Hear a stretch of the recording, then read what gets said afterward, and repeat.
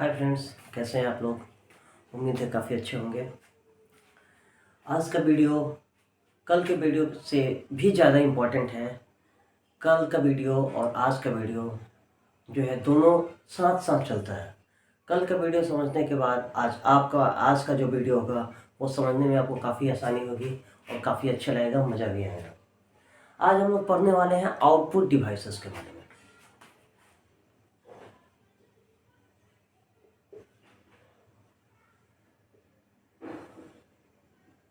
Output devices के बारे में। आउटपुट डिवाइसेस पहले क्या है वो जानना जरूरी है। आउटपुट डिवाइसेस कंप्यूटर में यूज होने वाला वो इम्पोर्टेंट पार्ट है जिससे हम कंप्यूटर से कुछ लेते हैं। जैसा मैंने स्टार्टिंग के क्लास में ही बताया था आपको, कंप्यूटर से जुड़े हुए जो भी शब्द हैं, जो भी वर्ड्स हैं, वो आपकी आम जिंदगी से जुड़े हुए हैं। जैसे इसमें है आउटपुट। आउट मतलब बाहर, पुट मतलब रखना, लेना, देना। तो जो कंप्यूटर बाहर दे, जिससे हम बाहर कुछ लें, वो है आउटपुट। ठीक है। और आउटपुट को हम दो कैटेगरी में बांट सकते हैं। एक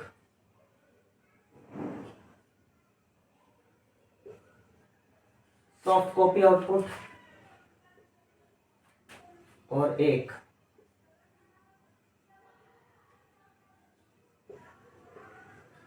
हार्ड कॉपी आउटपुट। अब एक और बात आ जाती है कि ये सॉफ्ट कॉपी और हार्ड कॉपी क्या है। तो पहला क्लास आपने मिस नहीं किया है, तो हमने उसमें बात किया था सॉफ्ट और हार्ड का। आपने मिस कर दिया तो कोई बात नहीं, इस कोने में आप देख सकते हैं, वहाँ पे वो लिंक हो रहा है, वहाँ से आप लिंक ले सकते हैं। हार्ड मतलब कठोर और सॉफ्ट मतलब मुलायम। हार्ड मतलब जो मैं छू रहा हूँ वो हार्ड है, और जो मैं बोल रहा हूँ, जो मेरा साउंड है जो आप तक पहुँच रहा है, वो सॉफ्ट है। ठीक है। तो सॉफ्ट कॉपी मतलब कि जिसको हम आउटपुट तो लेंगे लेकिन उसको हम छू नहीं सकते हैं, सिर्फ फील कर सकते हैं। ठीक है। वैसे ही हार्ड कॉपी में हम आउटपुट तो लेंगे लेकिन उसको हम छू सकते हैं, उसको फील नहीं कर सकते। वो हार्ड है, वो हम उसको लेके अपने हाथों में देख सकते हैं। ठीक है। अब एक एक बढ़ने से पहले हम एक एक स्टेप बाय स्टेप चलते हैं। सॉफ्ट कॉपी को हम दो पार्ट में बांटते हैं। पहला स्पीकर और दूसरा मॉनिटर। ठीक है। जैसा कि आप जानते हैं, स्पीकर हम आवाज को सुनने के लिए यूज करते हैं। आउटपुट का सबसे इंपॉर्टेंट पार्ट है जिससे हमें कुछ सुनाई दे रहा है। जैसे अभी आप अपने घर पे हैं, अपने मोबाइल के साथ हैं, अपने लैपटॉप के साथ हैं और मेरी आवाज सुन रहे हैं, तो जिस विधि से आप सुन रहे हैं, जिस डिवाइस से आप सुन रहे हैं, वही डिवाइस आउटपुट है और वही डिवाइस स्पीकर है। इसके बहुत सारे टाइप हो सकते हैं। अब इस स्पीकर में हम अलग अलग टाइप की बात कर सकते हैं। सब वूफर एक आता है, सब वूफर, जिसको हम लोग होम थिएटर भी कहते हैं। घर में आप लगाते हैं, जैसे आप पिक्चर में देख भी रहे हैं कि छोटे छोटे स्पीकर्स होते हैं, उसके साथ एक बहुत बड़ा सा बॉक्स होता है जो आवाज देता है, सब वूफर्स। उसके बाद लाउड स्पीकर, जो लाउड स्पीकर शादी ब्याह में या फिर किसी फंक्शंस में यूज किया जाता है, जिससे आवाज काफी तेज हम सुनते हैं, काफी दूर तक आवाजें जाती हैं, वो है loud speaker. Loud speaker speak तो करेगा लेकिन लाउड करेगा, लाउड लाउड स्पीकर। जैसे मैंने कहा था कि हर शब्द के पीछे उसका अपना नाम छुपा हुआ है। जैसे कि सब वूफर, वूफर वूफर मतलब कि साउंड करेगा जिसमें बास ज्यादा हो, वूफ ज्यादा हो, और वो क्या होगा, सब होगा, एक छोटा सा पार्ट होगा। ठीक है। वैसे ही फ्लोर फिक्सिंग स्पीकर भी आता है, फ्लोर स्टैंडिंग स्पीकर भी आता है। फ्लोर स्टैंडिंग, फ्लोर स्टैंडिंग क्या है भाई, आप फोटो में देख रहे हैं, जिसको हम लोग जमीन पे रख के चलाते हैं। बड़ा बड़ा सा स्पीकर जिसको हम जमीन पे रख के चलाते हैं, घर में भी यूज करते हैं होम थिएटर के रूप में, वो है स्टैंड करने वाला फ्लोर स्टैंड स्पीकर। ठीक है। उसके बाद इन वॉल या फिर इन फ्लोरिंग स्पीकर एक आता है। जो आप फोटो में देख भी रहे हैं। इनफ्लोरिंग का मतलब क्या होता है, जैसे आप मॉल में जाइएगा तो स्पीकर दिखाई नहीं देता है लेकिन साउंड सुनाई देता है। साउंड कैसे सुनाई देता है भाई, स्पीकर है तभी तो स्पीकर कहाँ लगा रहता है, वो दीवारों में फिट कर दिया जाता है, दीवार के अंदर छुपा रहता है और सिर्फ आपको क्या सुनाई देता है, आवाज। इन फ्लोर या फिर इन रूफ स्पीकर कहते हैं उसको। उसके बाद आजकल का सबसे लेटेस्ट सबसे हॉट ब्लूटूथ स्पीकर। मुझे लगता है कि सारे लोग, कोई भी ऐसा नहीं होगा जिसके पास ब्लूटूथ स्पीकर नहीं होगा। ब्लूटूथ स्पीकर का दो टाइप है, एक जो आप कानों में लगा के सुनते हैं जिसको कहते हैं ईयरबड्स, ईयर जो कानों में लगे बड्स, छोटा छोटा टाइप। एक ब्लूटूथ स्पीकर जो आप कहीं भी पोर्टेबल है, छोटा सा लेके जा सकते हैं। ब्लूटूथ का मतलब है बिना तार का चलेगा, वाईफाई। इसका जो वीडियो होगा वो 3 दिनों बाद चलेगा। 3 दिनों बाद हम इस पर बहुत डिटेल में वीडियो बनाएंगे जिसमें पेरिफेरल्स डिवाइसेस पढ़ेंगे, ठीक है। तो ये ब्लूटूथ स्पीकर क्या होते हैं, जो आपके मोबाइल से, आपके लैपटॉप से, आपके टीवी से, किसी से जुड़ जाते हैं, जिसमें तार की जरूरत नहीं होती है और इसको हम यूज करते हैं। वैसे कहा जाए तो स्पीकर को भी हम दो पार्ट में बांट सकते हैं। एक है वायर और एक है वायरलेस। अब ये वायर क्या है, वायरलेस क्या है, आज से तीसरे क्लास में होगा। वायर जिसमें तार हो, वायरलेस जिसमें तार नहीं हो। तो ब्लूटूथ स्पीकर ही ऐसा है जिसमें तार नहीं होता है, जो वायरलेस होता है। और बाकी जो भी स्पीकर का लिस्ट आप देख रहे हैं या फिर फोटो में देखे हैं, वो वायर वाला स्पीकर है जिसमें कहीं ना कहीं तार जुड़ा होगा। अब टेक्नोलॉजी ऐसी भी है कि वो सारे स्पीकर्स बिना तार के भी हो सकते हैं, इसमें कोई बहुत बड़ी बात नहीं है। लेकिन ज़्यादातर वो जो स्पीकर्स होते हैं वो तार वाले ही होते हैं, ठीक है। अब इस स्पीकर्स के बाद बारी है मॉनिटर की। मॉनिटर, कल हम जो वीडियो देखे थे, कल हमने जो क्लास पढ़ा था, उसमें जो भी हमने रेजुलेशंस की बात की थी, जो भी हमने ग्राफिक्स की बात की थी, जो भी हमने पिक्सल्स की बात की थी, वो इसी के लिए बात की थी। अब आज उसको समझने में आसानी इसलिए होगी क्योंकि इसके बारे में हम कल पढ़ चुके हैं। जिन्होंने भी कल का क्लास नहीं किया है, मैं उन सबसे नम्र निवेदन करता हूं कि आप उसको देख लें ताकि ये समझने में बहुत आसानी हो। एक छोटा सा लिस्ट आप साइड में भी देख रहे हैं। मॉनिटर जो होता है वो अलग अलग टाइप का होता है और मॉनिटर को सबसे पहले CRT पहला टाइप है, कैथोड रे ट्यूब। जैसा कि मैंने कहा था कि जो भी फुल फॉर्म्स होंगे वो डिस्क्रिप्शंस में मिल जाएंगे, तो जब भी आपको फुल फॉर्म की जरूरत हो आप डिस्क्रिप्शंस में देख लें और उसको नोट डाउन कर लें, ठीक है। CRT पहला है cathode ray tube. Cathode ray tube क्या है कि एक बड़ा सा जो पहले टीवी आता था बॉक्स टाइप का, उसमें कैथोड रे लगा रहता था, कैथोड का वाइट लाइट आता था एक इस टाइप से, और जिसके चलते इधर से डिस्प्ले होता था cathode ray.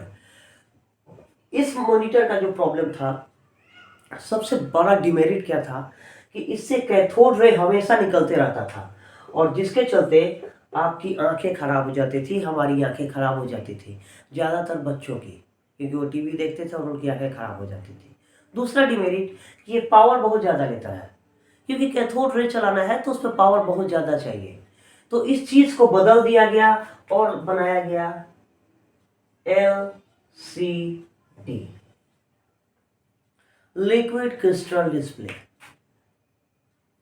Liquid crystal display क्या है भाई, तो एक ऐसा डिस्प्ले है जिसमें अब कैथोड रे के जैसा बहुत बड़ा बॉक्स नहीं होता है, उसमें शीशे का जो दीवार होता है जैसे आप पिक्चर में भी देख रहे हैं, और उसमें बीच में लिक्विड भरा रहता है, लिक्विड LCD, लिक्विड भरा रहता है और लाइट पड़ने पे वो चमकता है।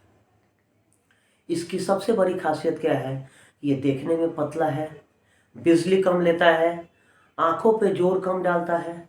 लेकिन इसका एक डिमेरिट क्या है कि अगर इस पे चोट लग जाए और ये दीवार टूट जाए तो सारा लिक्विड बाहर आ जाएगा और ये चलना बंद हो जाएगा। ये सबसे बड़ा डिमेरिट है इसका। अब इस LCD के डिमेरिट को दूर करने के लिए बनाया गया LED, लाइट इमिटिंग डायोड। कल हमने पढ़ा था DPI में डॉट पर इंच के बारे में कि हर इंच में 3 या 4 कलर के LED लगे होते हैं, रेड, ग्रीन, ब्लू या फिर red, green, blue, magenta, 4 colour. और वो 4 कलर जो होते हैं वही LED पे काम करता है। इस स्क्वायर में जितने भी डॉट होंगे वो उन सब में 4-4 कलर का होगा और उसी से डिस्प्ले दिखाई देता है। जितना अच्छा चलेगा उतना अच्छा दिखाई देगा और जितना रेजोल्यूशन ज़्यादा होगा उतना अच्छा दिखाई देगा। ठीक है, अब इस LED के बाद सबसे इंपॉर्टेंट जो आजकल आप देखते हैं या फिर सिनेमा घरों में जाके देखते हैं, जिसको कहते हैं हम लोग प्रोजेक्टर। प्रोजेक्टर वो चीज है जो प्रोजेक्ट करता है, खुद छोटा सा डिवाइस है, कहीं दूसरे जगह प्रोजेक्ट करेगा और उस प्रोजेक्ट को दिखाएगा। ठीक है, अब उस प्रोजेक्ट को दिखाएगा जिसमें पिक्चर बड़ा भी हो सकता है, छोटा भी हो सकता है। इसका सबसे बड़ा खासियत है कि ये मनचाहे ढंग से बड़ा छोटा साइज किया जा सकता है। इससे आंखें खराब नहीं होती हैं क्योंकि ये डायरेक्ट आंखों पे नहीं आता है, ये कहीं ना कहीं दूसरी जगह रिफ्लेक्ट होता है फिर हमारे पास आता है। ठीक है, ये है प्रोजेक्टर। उसके बाद एक और चीज है,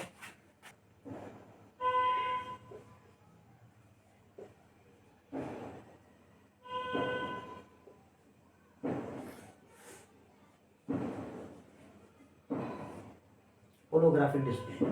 अब ये डिस्प्ले ऐसा है, न इसमें दीवार की जरूरत है न इसमें मॉनिटर की जरूरत है, ये डायरेक्ट वर्चुअली दिखाई देना शुरू होता है। आप देखे होंगे कहीं ना कहीं एक कहीं ऐसे ही दीवार हवा में कुछ ना कुछ चलने लगता है, वो है होलोग्राफिक। उसमें ऐसा डिजाइन किया जाता है कि उसमें लाइट मूवमेंट करता है बहुत तेजी से, जिसके चलते वो चलने लगता है, दिखाई देने लगता है, जिसका पिक्चर आप अभी देख रहे हैं। ठीक है, अब इस मॉनिटर के बाद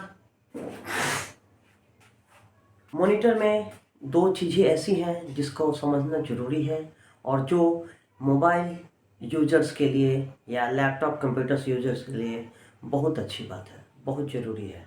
खासकर मोबाइल यूजर्स के लिए जो गेम खेलना ज़्यादा पसंद करते हैं उनके लिए सबसे इंपॉर्टेंट है रिफ्रेश रेट। रिफ्रेश करना मतलब क्या होता है? जब कंप्यूटर पर राइट क्लिक करते हैं तो रिफ्रेश का ऑप्शन मतलब उसको ताज़ा करना, यानी कि जब भी आपके मोबाइल पे या फिर आपके डिस्प्ले पे, आपके मॉनिटर पे, आपके टीवी पे कुछ भी आता है तो वो एक पिक्चर आने के बाद दूसरा पिक्चर आते जाता है, वो कंटिन्यू चेंज होते रहता है। उस चेंजिंग को रिफ्रेश कहते हैं और जब उसका स्पीड ज़्यादा होगा तो वो ज़्यादा फास्ट ढंग से रिफ्रेश आगे बदलते जाएगा, जिसको देखने में तकलीफ नहीं होगी। अगर रिफ्रेश रेट कम होगा तो आपको गेम खेलने में तकलीफ होगी, क्योंकि जैसे ही आप गेम में एक सीक्वेंस से दूसरे सीक्वेंस में जाइएगा तब तक रिफ्रेश कम होने की वजह से वह स्मूथ नहीं चलेगा। ठीक है, जिससे आपका मोबाइल भी हैंग कर सकता है, स्लो हो सकता है, लैपटॉप भी हैंग कर सकता है, स्लो हो सकता है। तो इसलिए मॉनिटर का रिफ्रेश रेट ज़्यादा होना जरूरी है। ठीक है, अब इस रिफ्रेश रेट के बाद एक सबसे इम्पोर्टेंट आता है, अब कल हमने पढ़ा था HD, फुल HD, UHD और उसमें हमने पढ़ा था DPI या फिर PPI। तो जो डॉट पर इंच है वही रेजुलेशन है। जैसे कि हमने पढ़ा था कि कोई भी डिस्प्ले में हॉरिजॉन्टल और वर्टिकल लाइनें होती हैं, तो वो लाइनें जितनी होंगी वही उसका रेजुलेशन होगा। तो सबसे ज़्यादा किसका रेजुलेशन होगा आप कमेंट में बताइए, HD का, फुल HD का, 4K का, 8K का या 10K का, किसका रेजुलेशन सबसे ज़्यादा होगा ये आपको बताना है। ठीक है, और ये रेजुलेशन जितना अच्छा होगा आपका मॉनिटर, आपका टीवी, आपका लैपटॉप कंप्यूटर्स उतना अच्छा दिखाई देगा। ठीक है, ये है रेजुलेशन। अब एक और आउटपुट का सबसे इंपॉर्टेंट पार्ट है जिसको कहते हैं हार्ड कॉपी। हार्ड कॉपी मतलब कि अब हम जो भी चीज़ें देख रहे हैं उसको हम छू सकते हैं, वो है हार्ड कॉपी। हार्ड कॉपी में सबसे पहले आता है और एक ही चीज आता है, प्रिंटर। और ये प्रिंटर को हम दो भागों में बांटते हैं, दो टाइप में बांटते हैं। एक है इम्पैक्ट और दूसरा है नॉन इम्पैक्ट।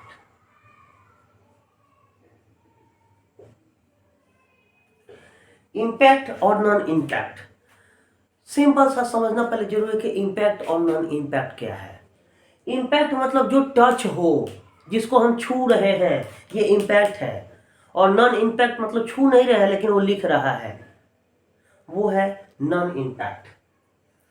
इसका सबसे अच्छा इम्पैक्ट का उदाहरण है जब आप रेलवे स्टेशन पे जाते हैं और टिकट कटाते हैं तो जिस प्रिंटर से प्रिंट करता है वो है इम्पैक्ट प्रिंटर, और उसको कहते हैं डॉट मैट्रिक्स। डॉट मैट्रिक्स वो प्रिंटर्स हैं जिसमें लिखने की विधि डॉट से होती है, जिसका बात हमने कल किया था। मतलब कि उसको ए लिखना होगा तो ऐसे ऐसे डॉट डॉट करेगा और उसके बाद ए लिखेगा।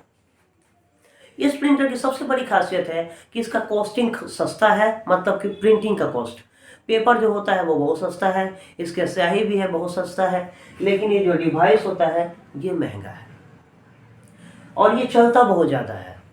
और वैसे जगह पे इसका यूज़ किया जाता है जिस जगह पे हमको प्रिंट किया हुआ कागज़ ज़्यादा दिनों तक नहीं रखना है या फिर पैसे की बचत करनी है, उसमें प्रिंटिंग क्वालिटी पे डिपेंड नहीं रहना है, उस जगह पे हम यूज़ करते हैं डॉट मैट्रिक्स, जो आप पिक्चर में भी देख रहे हैं। तो अब बारी आती है इंकजेट की।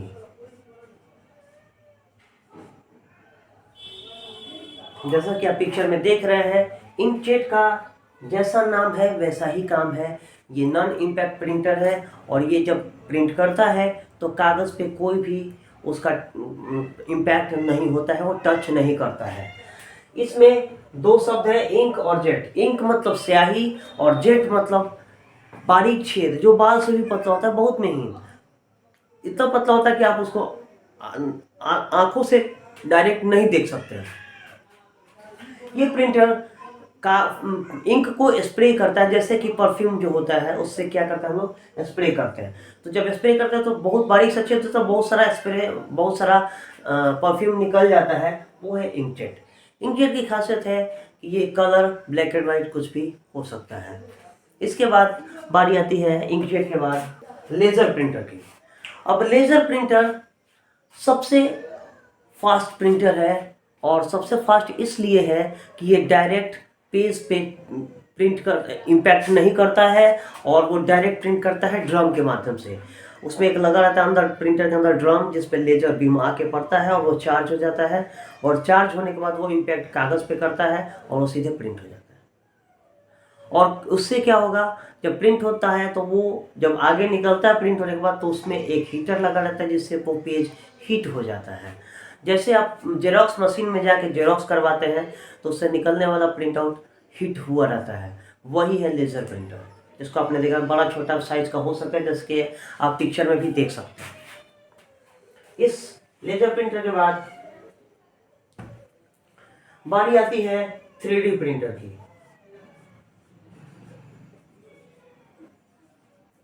3D प्रिंटर कोई भी चीज़ों को प्रिंट नहीं करता है, वो डायरेक्ट बना देता है।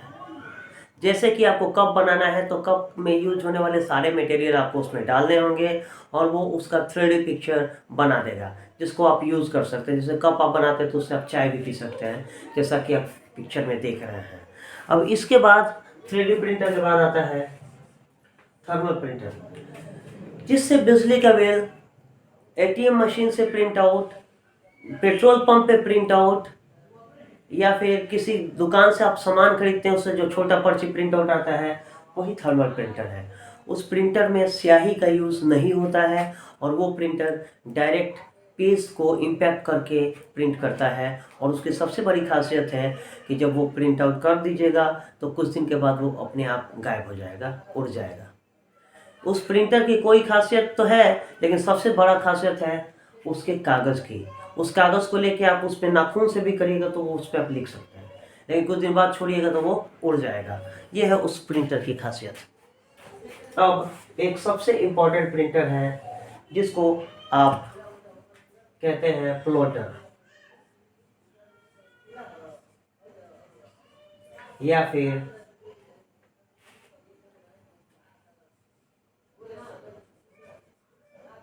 Flex printer.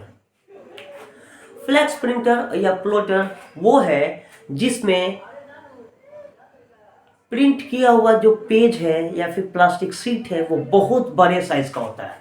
वो छोटा प्रिंट तो करता ही है, लेकिन बहुत बड़ा बड़ा होर्डिंग जो बैनर लगता है वो इसी से प्लॉटर से या फिर फ्लैक्स से छपता है। उस पर आप कागज प्लास्टिक किसी चीज पे प्रिंट आउट कर सकते हैं, डिपेंड करता है उस प्रिंटर पे। अब इस प्लॉटर का यूज नॉर्मल यूज के लिए नहीं है, इंडस्ट्रियल यूज के लिए है। बड़े बड़े लोगों के पास मतलब जो दुकान वगैरह रखे हैं उनके लिए है। ये घर में यूज होने वाला प्रिंटर नहीं है। तो ये था आज के आउटपुट की कहानी। मुझे उम्मीद है कि आपको बहुत अच्छा लगा होगा, मजा आया होगा और आपने ध्यान से इसको पढ़ा होगा। कल का क्लास जो होगा उसमें स्टोरेज हम पढ़ेंगे, कोई भी डेटा स्टोर कैसे होता है और उस स्टोरेज को हम यूज कैसे करते हैं। ठीक है, थैंक यू। आज के लिए बहुत बहुत धन्यवाद।